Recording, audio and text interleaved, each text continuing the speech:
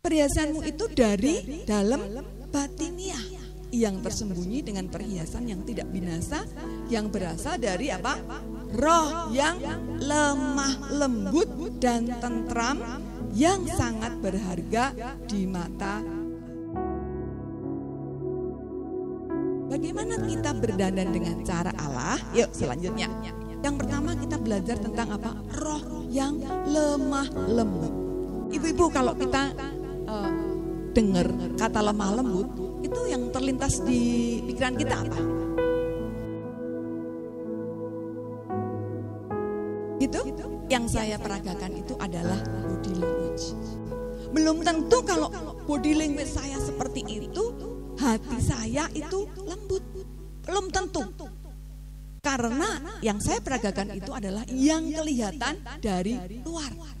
Sedangkan yang dimaksudkan roh dan lemah lembut itu adalah sikap hati. Kita nggak ngelihat sikap hati seperti apa, tetapi merasakan. Benar nggak? Merasakan seseorang itu punya hati yang lemah lembut. Inner beauty. Betul sekali. Ya. Sikap hati yang lemah lembut itu seperti apa? Next slide. Sikap hati yang lemah lembut itu adalah hati yang mau berubah. Hati yang mau dibentuk oleh Tuhan. Saya membayangkan itu secara gampang. Lemah lembut. Berarti lemah ning lembut. Kalau dapat air, temu air, dia kan jadi lempung. Benar nggak ibu-ibu? Setelah jadi lempung, dia akan bisa dibuat menjadi bejana. Dia akan bisa dibentuk oleh penjunannya. Bisa jadi pot, bisa jadi vas, bisa jadi tempat payung, dan lain sebagainya. Ketika seseorang itu punya hati yang lembut, maka Tuhan itu membentuk dia. Bisa enggak kita sebagai tanah ya, lempung tadi, kita mau dibentuk jadi kendi. Wah, sudah mulai diproses. Terus kita bilang, aku gak mau kendi, aku maunya pot, aku maunya tempat payung. Gak bisa ya. Jadi menurut kehendak Tuhan, kita itu mau dibentuk seperti apa? Jadi nggak ada kata-kata aku yo gini, onone aku yo ngene, terima kayak ngene yo syukur, terima yo wis. Itu bukan hati yang lemah lembut. Dengan apa? Bagaimana cara Tuhan untuk membentuk kita, ibu-ibu? Yang pertama adalah dengan firman Tuhan. Kita baca ya firman Tuhan sebagai mana surgawi kita. Daily bread gitu, ada yang mengatakan daily bread atau makanan sehari-hari kita. Ibu-ibu, kita harus biasakan untuk membaca firman Tuhan setiap hari. Ibu ini repot banget nih. Ya, pokoknya dibiasakan. Wah, tetap Mbak Isai waktunya enggak ada dari pagi saya melek bangun sampai tidur, enggak ada waktunya. Oh, kalau gitu direncanakan. Gimana cara direncanakan? Ibu-ibu, ketika kita itu ada sesuatu yang harus kita lakukan dan itu yang penting, maka badan kita itu kita haruskan. Bisa loh kalau kita haruskan. Setiap jam 6 misalnya nih, saya harus baca Alkitab dulu paling tidak 1/4 jam atau 2 pasal gitu. Besok lagi susah lagi, tetap dipaksa. Kalau kita memaksa diri seperti itu, coba lihat nanti genap 3 minggu, ibu-ibu akan melihat jam 6 itu udah langsung buka Alkitab. Karena itu menjadi apa? Kebiasaan. Gaya hidup kebiasaan itu sesuatu yang kita ulang. Itu pikiran, tubuh kita itu akan menyesuaikan. Saya enggak ibu-ibu? Kalau nggak percaya, besok buktikan. Oh ya, mulai nanti ya, buktikan. Kita rencanakan jam berapa kita mau baca Alkitab. 1 pasal boleh, 2 pasal boleh. Jadi dari mana Tuhan itu membentuk kita? Yang pertama dari firman Tuhan. Kalau kita membaca firman Tuhan, kita pasti akan dinasihati oleh Tuhan. Dinasihati dengan hal-hal yang baik yang seharusnya kita lakukan. Bukan apa yang kita kepengen lakukan, tetapi apa yang seharusnya kita lakukan. Amin, ibu-ibu? Amin. Tunduk kepada suami. Ya, suamiku nggak ada ya. Firman Tuhan mengatakan bahwa wanita itu akan birahi terhadap suami. Itu kalau bahasa Inggris artinya itu control him. Jadi bukan birahi dalam arti seksual, tidak, tapi arti sesungguhnya adalah control him. Control him itu apa? Menguasai suami. Kalau bisa, kita itu yang memimpin suami kita. Benar nggak sih? Ngatur-ngatur. Ada nafsu untuk mengontrol suami kita. Karena teman sekolah SMA. Wis manggilnya yo Bambang dia yo ini gitu. Sampai sudah menikah, neneknya mengatakan, "Yo mbok wis dadi manten, dadi bojone yo mbok aja jangkar-jangkaran nek ngene." Aku udah biasa, Mbah. Nah, sama mbahnya aja saya masih ngengkel. Aku udah biasa, Mbah, kayak gitu. Tetap ngomong-ngomong. Sampai saya berubah ketika apa? Anak saya mulai gede ya. Abram itu kira-kira usianya 3 tahun. Nah, dia mulai bermain. Setelah mulai bermain, bapaknya itu ganggu gitu. Yang dilakukan apa? Bambang loh. Saya sedang memberi apa? Teladan. Tidak menghormati suami saya. Anak-anak jadi ikut seperti itu. Mulai saat itu saya juga jadi berubah. Saya manggilnya dengan madu, Hani. Han. Sampai, Han, ini temanku mau pamit dulu. Sampai gini, mari Pak Handoko, permisi. Waduh, ini bukan Pak. Bojoku duduk Pak Handoko. Jenenge. Yang kedua melalui apa? Orang-orang, ibu-ibu. Tuhan membentuk kita itu melalui orang-orang, yaitu melalui Pak RT, Pak RW, Pak Lurah, Pak Camat. Betul? Yang membentuk kita itu justru adalah orang-orang yang di dekat kita. Kami terutama ya, anak, menantu, cucu, apalagi orang tua. Nah, itu orang-orang yang di dekat kita, itu yang seringkali dipakai Tuhan untuk membentuk kelemah lembutan kita, ibu-ibu. Loh, tapi dia itu orangnya enggak menghormati saya. Saya diperlakukan tidak baik. Saya mau kasih rahasia nih. Kita bisa dilukai atau kita tidak bisa dilukai, itu adalah keputusan kita. Kita mengizinkan enggak hati kita itu untuk dilukai? Kita mengizinkan nggak hati kita itu untuk sakit? Kalau kita bertahan, kita percaya pada Tuhan sebagai perisai perlindungan kita, kita punya hati yang seperti ada perisainya. Ya lu, teman saya itu yang kemudian kayak kebo itu gayemi, tahu nggak? Gayemi, makan dikeluarkan, diunyah-unyah lagi, ditelan lagi. Kayak mau tak gagas-gagas sih omongannya nyelekit ya. Kayak mau tak gagas-gagas sih, kayak mau ketok aku omongannya ya. Padahal aku sudah melakukan ini itu kurang ngopo yo aku. Kok isik dipaido dicelah.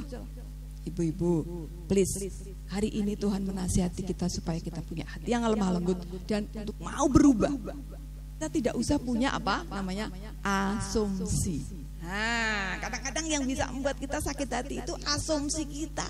Asumsi itu adalah pikiran yang kita gagas-gagas sendiri yang sebenarnya tidak tentu seperti itu. Itu namanya apa? Asumsi. Nah, kembali lagi, kita mau punya hati yang lemah lembut. Apalagi yang dipakai Tuhan untuk membentuk? Yaitu situasi dan juga kondisi. Situasi dan kondisi itu bisa dipakai Tuhan untuk membentuk kita. Situasi apa? Misalnya nih, hal yang sederhana aja. Macet, misalnya itu udah marah macet banget tuh Solo sekarang. Itu bisa menjadi kambing hitam kita untuk kita bisa menyalahkan kondisi, menyalahkan keadaan, menyalahkan segala sesuatu. Itu ciri-ciri bukan hati yang lemah lembut. Ibu-ibu, setiap hari itu adalah pembentukan kita, pembentukan karakter kita. Kondisi keuangan, kondisi pekerjaan, itu merupakan suatu situasi kondisi yang membuat kita itu bisa belajar bagaimana kita itu punya hati yang lemah lembut. Hati yang lemah lembut juga berbicara tentang bersedia untuk menyerahkan hak. Berarti apa? Tidak mempertahankan hak kita. Hak untuk apa toh ibu? Hak untuk membalas. Hak untuk menuntut. Kalau kita kondisinya sedang ada di dalam sesuatu yang kita diperlakukan tidak adil. Kae dikei aku ora. Kok kae dikunjungi aku ora. Ya misalnya kayak Seorang yang lemah lembut, dia mau bersedia untuk menyerahkan hak. Menyerahkan haknya juga berbicara tentang apa? Saya mau untuk mengampuni. Saya mau untuk memaafkan orang-orang yang mungkin hari-hari ini sedang menyakiti saya. Menyerahkan hak. Sebenarnya aku ya iso nek kongkon bales dia. Sebenarnya aku bisa kalau harus menuntut ini itu. Kamu tuh harusnya begini, kamu harusnya begitu. Ya, itu namanya menuntut. Ya. Tetapi ketika kita punya hati yang lemah lembut, maka kita tidak membalas dan tidak menuntut. Ini kok ceritanya tentang sesuatu yang tinggi-tinggi. Tidak loh ibu-ibu. Ayo next. Karena kita sudah ada teladan kita. Yuk kita baca bersama-sama Matius 11 ayat 28 sampai dengan 29. 1, 2, 3. Marilah kepadaku semua yang letih lesu. Aku akan memberikan kelegaan kepada.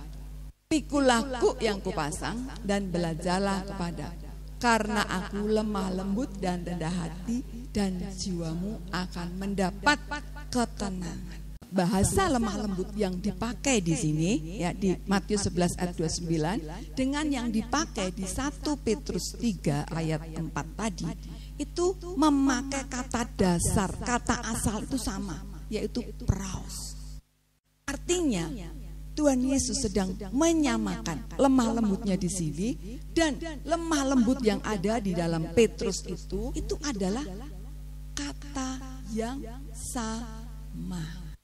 Apa yang sebenarnya kita terima, semua perlakuan orang, apa yang kita alami hari-hari ini, masih sebanding gak sih dengan yang Tuhan Yesus alami? Tidak ada yang sebanding, ibu-ibu. Itu pun Tuhan Yesus sudah memberikan teladan untuk tetap lemah lembut dan rendah. Tuhan itu memampukan setiap kita. Bukan kita mampu, tetapi Tuhan yang memampukan setiap kita. Aku gak bisa, Bu. Aku masih gak bisa mengampuni. Aku masih tetap gampang sakit hati. Aku masih gampang untuk terlalu komplain, dikit-dikit komen dan sebagainya. Gimana? Stop. Dan kita mau belajar seperti Tuhan Yesus, lemah lembut. Amin, ibu-ibu. Amin. Sekarang kita belajar tentang roh yang tentram. Roh yang tentram berbicara tentang hati yang tidak khawatir, hati yang tidak panik, ya, artinya tidak mudah khawatir, tidak mudah panik dalam menghadapi tekanan, dalam menghadapi segala situasi, termasuk misalnya nih kekurangan. Wah, kurang uang. Besok gimana ya masak? Besok gimana anak sekolah? Terus apa lagi? Kegagalan dalam bisnis, dalam usaha, dalam apa aja pekerjaannya ya mungkin ada kegagalan. Juga mengalami keterbatasan. Ibu-ibu, wanita itu gampang panik, benar nggak sih? Tetapi ternyata dengan belajar tentang roh yang tentram, itu kita belajar tentang sesuatu yang mempercayai Tuhan dalam segala sesuatu. Mau khawatir, mau panik, itu tidak akan merubah keadaan juga. Saya belajar di sini adalah menerima keadaan dulu. Saya melakukan apa yang bisa saya kontrol sendiri. Yang bisa saya kontrol sendiri adalah saya duduk diam, mempercayai Tuhan, meletakkan setiap kiraku, perasaan, kehendak saya di hadapan Tuhan dengan mempercayai Tuhan. Saya percaya kita sedang menghadapi juga hal-hal yang besar, hal-hal yang kecil, peristiwa-peristiwa hidup kita yang mungkin hari-hari ini juga sedang membuat hati kita itu kayak roller coaster. Benar nggak ibu-ibu? Kadang naik, kadang loh. Tapi kita masih bisa untuk mengendalikan diri kita, ya, mengontrol diri kita. Segala sesuatu yang di luar kontrol kita, saya serahkan kepada Tuhan. Yesaya 30 ayat 15, ibu-ibu. Yuk kita baca bersama-sama. 2, 3. Sebab